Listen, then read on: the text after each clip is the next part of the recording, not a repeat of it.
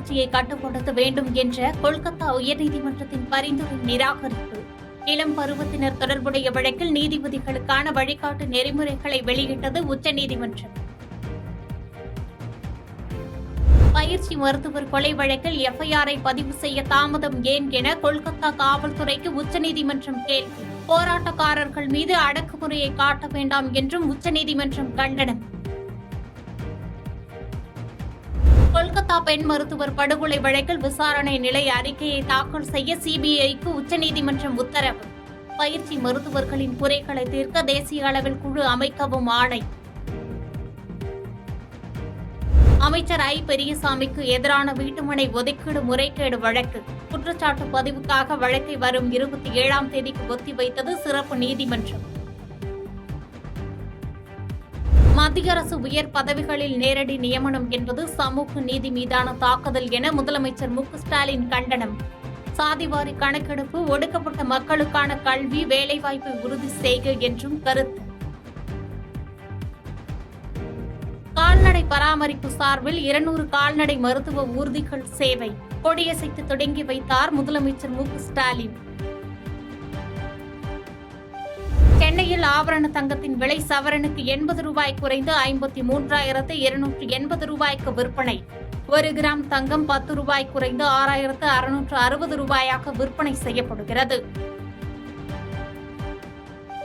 சென்னை மயிலாப்பூர் நிதி நிறுவன மோசடி வழக்கில் கைது செய்யப்பட்டுள்ள தேவநாதன் பெயரில் உள்ள 5 வங்கிக் கணக்குகள் முடக்கம்.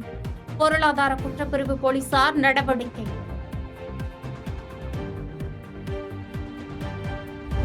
டெல்லி மற்றும் சுற்றுவட்டார பகுதிகளில் கனமழை. சாலைகளில் மழைநீர் தேங்கியதால் போக்குவரத்து பாதிப்பு.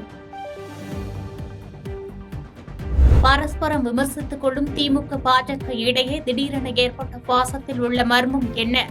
அதிமுக முன்னாள் அமைச்சர் ஆர். பி. உதயகுமார் கேள்வி. கலைஞருக்கு 100 ரூபாய் நாணயம் வெளியீட்டு விழா மத்திய அமைச்சரை வைத்து நடத்தியது உதயநிதியை துணை முதலமைச்சர் ஆக்குவதற்கான ஒத்திகை. திமுக பாஜகவிடம் அடிமை சாசனம் போய் உள்ளது எனவும் ஆர். பி. உதயகுமார் குற்றச்சாட்டு. உதயநிதி ஸ்டாலின் துணை முதல்வரானால் தமிழகத்தில் திமுகவால் எந்த மாற்றமும் வரப்போவதில்லை. மத்திய இணையமைச்சர் எல். முருகன் விமர்சனம். முன்னாள் அமைச்சர் செந்தில் பாலாஜி பிணை கோரிய வழக்கு இன்று உச்சநீதிமன்றத்தில் மீண்டும் விசாரணை. இடைக்கால உத்தரவு பிறப்பிக்கப்பட வாய்ப்பு. கிருஷ்ணகிரி அருகே பள்ளி மாணவி பாலியல் வன்கொடுமை செய்யப்பட்ட வழக்கு 11 பேர் கைதான நிலையில் மேலும் ஒருவருக்கு காவல்துறை வலைவீச்சு. சமஸ்கிருதம் அறிவியல் சார்ந்த மொழி என தமிழக ஆளுநர் பேசிய கருத்துக்கு தமிழ்நாட்டின் நலனுக்கும் எதிரானது. அவரது பேச்சை யாரும் பொருட்படுத்த தேவையில்லை என காங்கிரஸ் கமிட்டி மாநில தலைவர் செல்வ பெருந்தகை குற்றச்சாட்டு. பேசுறது எல்லாமே தமிழ்நாட்டுக்கும் தமிழ்நாட்டு நலனுக்கும் எதிரானது. அவர் பேச்சை யாரும் பொருட்படுத்த தேவையில்லை. முன்னாள் பிரதமர் ராஜீவ் காந்தியின் 80வது பிறந்த நாள். டெல்லியில் உள்ள நினைவிடத்தில் மக்களவை எதிர்க்கட்சித் தலைவர் ராகுல் காந்தி மரியாதை.